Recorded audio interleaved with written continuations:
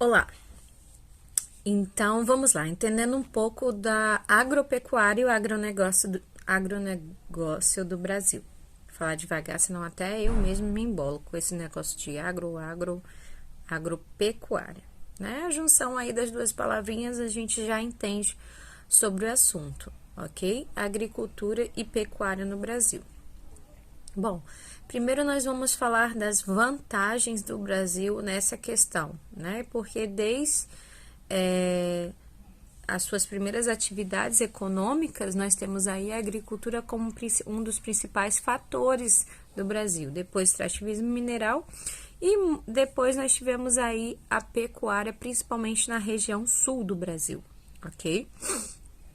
O Brasil, quando a gente estuda lá no 8º ano, que a gente fala sobre o seu território, sobre a sua expansão e sobre as suas zonas térmicas, nós citamos algumas dessas vantagens do Brasil, principalmente na agropecuária, tá? Então, uma das vantagens da agricultura no Brasil, tá? É os seus tipos de clima. O clima equatorial, né? O clima tropical. E com essa vantagem de ter uma extensão territorial muito grande, e dentro da sua extensão territorial nós termos aí diversos tipos climáticos, igual nós já estudamos no livro passado, quando nós estudamos o clima do Brasil, nós vimos que nós temos assim uma variação muito grande de clima dentro do território.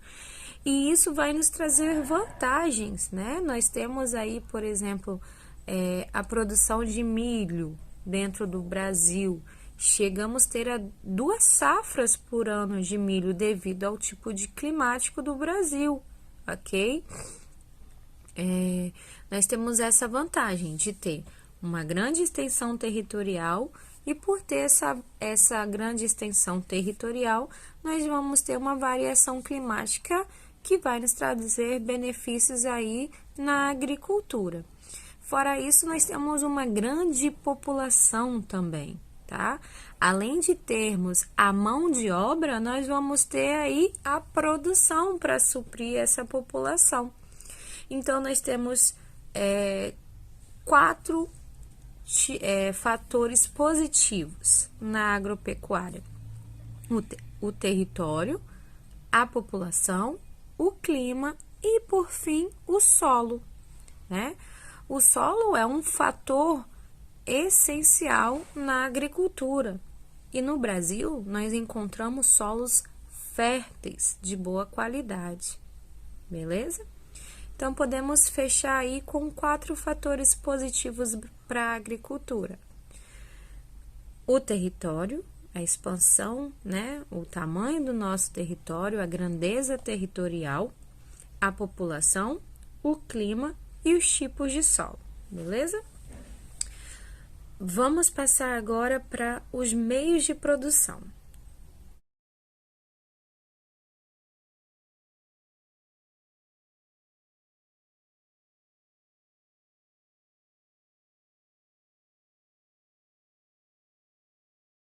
Os meios de produção nós já citamos também na aula passada, que é a agricultura intensiva e extensiva. Eu falei para vocês sobre o ponto de cada tipo de agricultura, o ponto positivo, né, e o ponto negativo, tá bom? Vamos lá, agricultura extensiva. A agricultura extensiva no Brasil, ela também é bem praticada. Eu dei até como exemplo para vocês o feirante, né? Que tem a sua produção, tem o seu comércio, tem o comércio dos seus produtos, né? Porém, ela tem uma mão de obra de subsistência. Ela não tem grandes qualificações, grandes investimentos. Já a agricultura intensiva, a palavra intenso já mostra para você que tem esse fator de grande escala, grandes produções, né? Ela investe mais, não só em tecnologia, né? Mas como também na qualidade do grão. Ela quer quantidade, ela quer qualidade. O objetivo da agricultura intensiva é a exportação. Então, se investe mais em tecnologia. Quando a gente fala tecnologia, galerinha, não é só tecnologia de máquinas, não, tá? Mas de fertilizantes para ter uma boa qualidade do produto, tá? Em agrotóxicos, é claro, porque os agrotóxicos às vezes vão trazer uma maior durabilidade, né? Apesar de trazer um impacto ambiental muito grande, traz também uma durabilidade maior do produto. Então, nós vamos ter mais investimento na agricultura intensiva.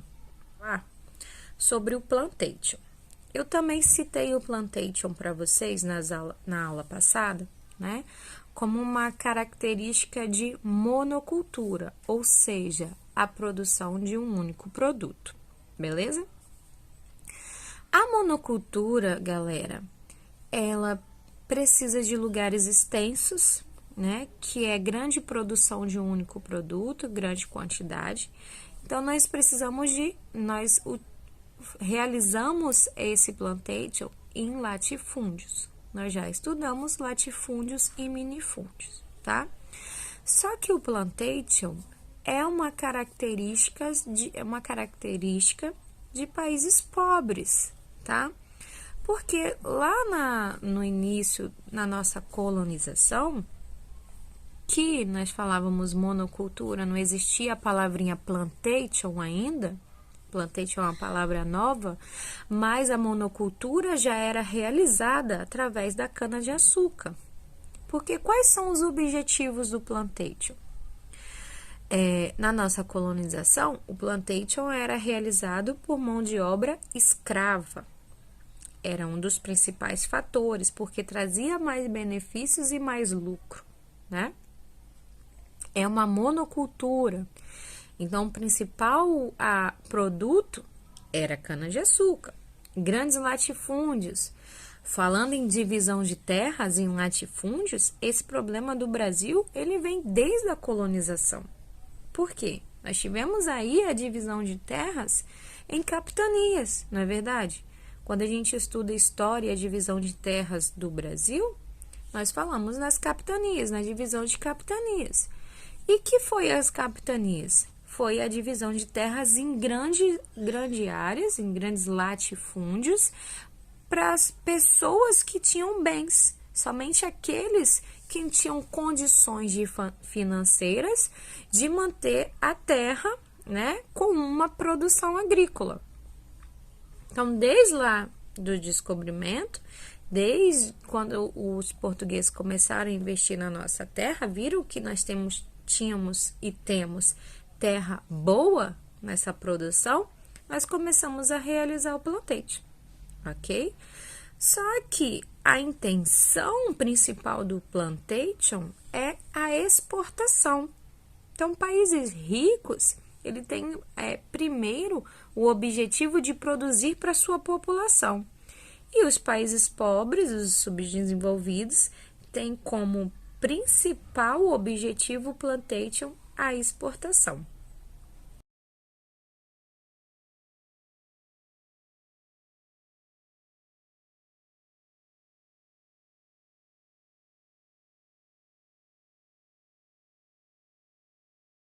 Vamos falar um pouco sobre os produtos transgênicos, tá? Que é uma novidade, não é novidade agora, né? Já se fala em produtos transgênicos há alguns anos, mas dentro dos livros nós temos os produtos citados, como os grãos, a soja, o milho, o café, que é o Espírito Santo como base, né? Grande produtor de café. A cana-de-açúcar, tá?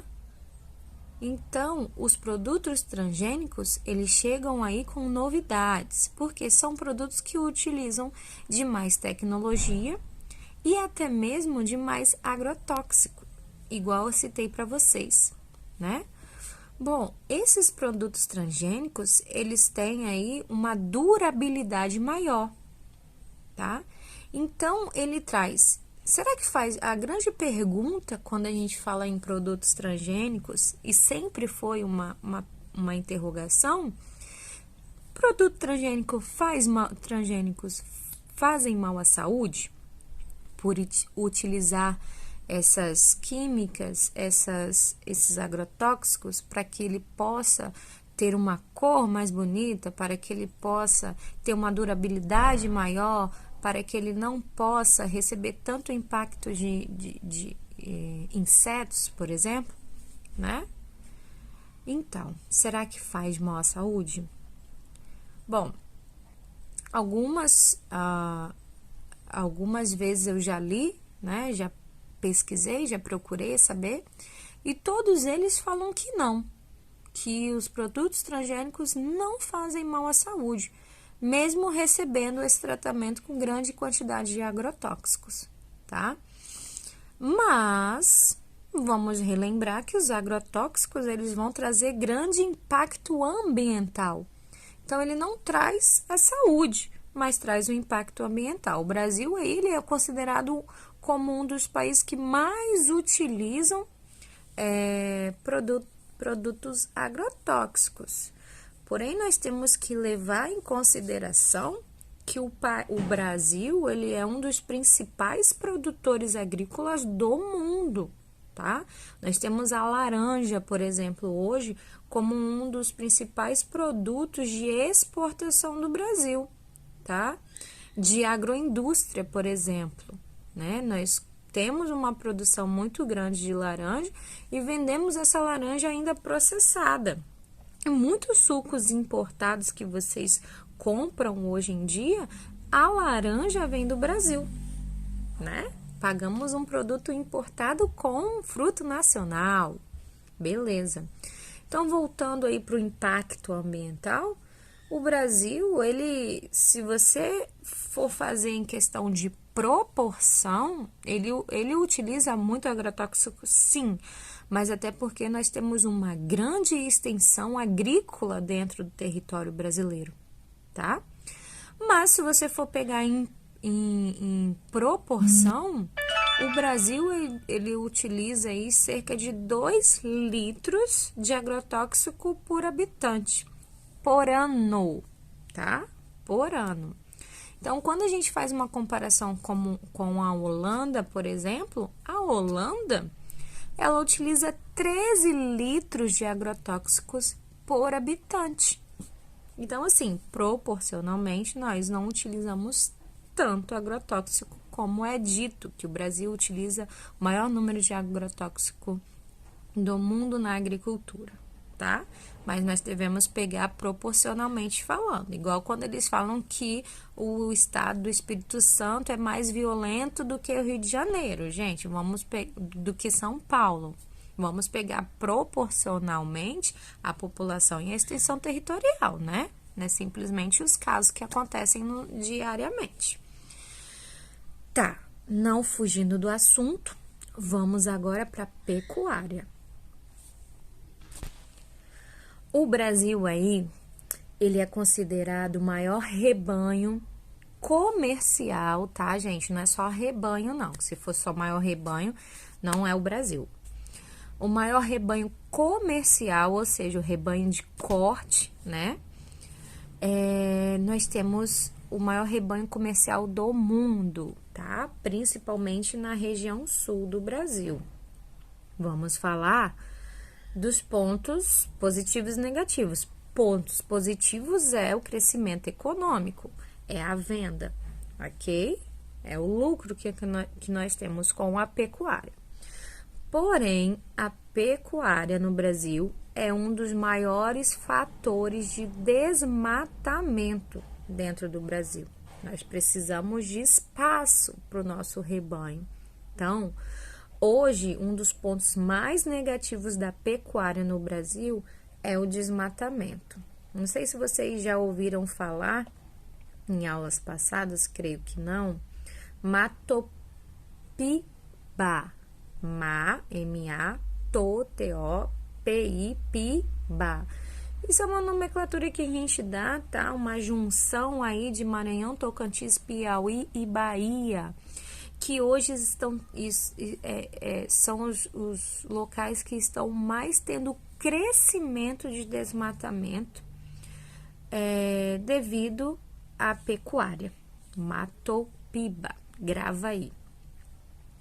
Bom, levando em consideração esse crescimento do desmatamento nesses locais, nós temos aí também a citar o sul da Amazônia, né? Que cada dia a gente ouve falar mais. Ontem eu até ouvi uma reportagem do nosso presidente falando que nós estamos sendo atacados devido ao nosso crescimento na agroindústria e por isso que cada dia mais a mídia estrangeira, né, a mídia internacional fica falando sobre o desmatamento da Amazônia, porque ele acha que esse ataque ao desmatamento, esse ataque ao Brasil com assuntos sobre o desmatamento de uma forma diária é devido ao crescimento do Brasil no agronegócio, né? Mas levando em consideração que grande parte do desmatamento da pecuária, senhor presidente, está sendo no sul da Amazônia e na parte norte do Nordeste brasileiro, tá? E levando em consideração também, galera, não só presidente, que nós temos que começar a olhar para todo o cerrado brasileiro. Fala-se muito aí do desmatamento na Amazônia, mas estão esquecendo que o cerrado brasileiro está sendo desmatado e o cerrado brasileiro nós podemos encontrar em grande parte do território brasileiro, em todas as regiões. Ele está sendo desmatado de uma forma desorganizada, desordenada para o crescimento da pecuária. Isso não está sendo estudado e o cerrado brasileiro é um dos grandes hotspots do mundo de biodiversidade de vida. Então fica aí o alerta não só para o desmatamento da Amazônia, mas para o cerrado do brasileiro. Ok? Beijos. Até a nossa próxima aula.